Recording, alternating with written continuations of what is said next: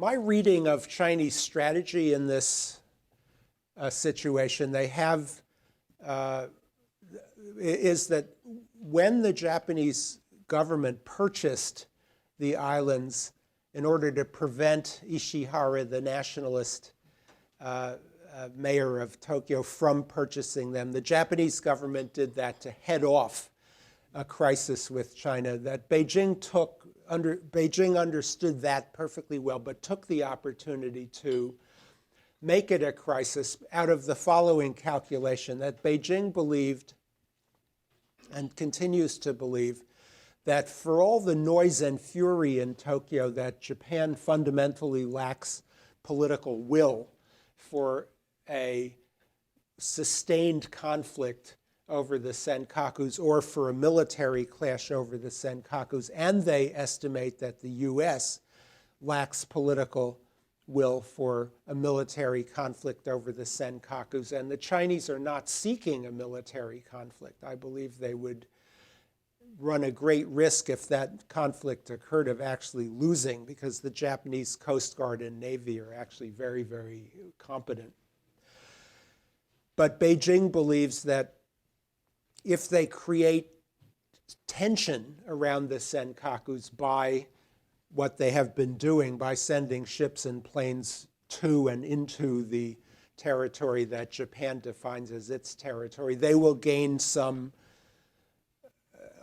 they will grind down the American and Japanese opposition to the point where they will gain a recognition that there is a territorial dispute over the Senkaku Islands, and that dispute then will be on the books as a dispute and ready to be at some later point be negotiated or resolved in some way so that the Chinese can gain more than they had before. And I think their reason for doing this is that they consider the territorial control over the Senkakus to be of high value. When people say it's just nationalism, I don't agree with that. I think that it is of high economic and strategic value to them for the fishery resources, for the undersea oil resources, and perhaps especially for the ability of China's growing navy to freely navigate beyond what they call the first island chain and to gain a doorway for what is a long-term necessity for them for their security to be able to put significant naval forces freely out into the Western Pacific. So I think it's a long-term game plan. I think they chose their moment when they estimated that the other side was not going to be able to be strong enough to prevent the Chinese side from gaining something. And I think that calculation may very well be correct, because it is true that both the Americans and the Japanese are extremely reluctant to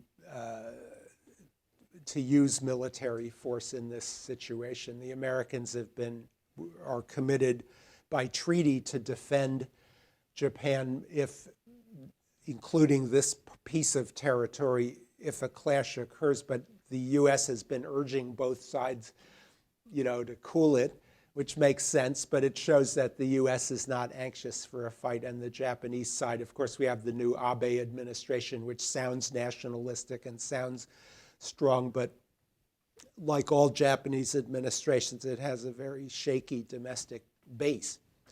So I think that's the Chinese calculation. I kind of suspect that their calculation will come out successful after twists and turns that will occur.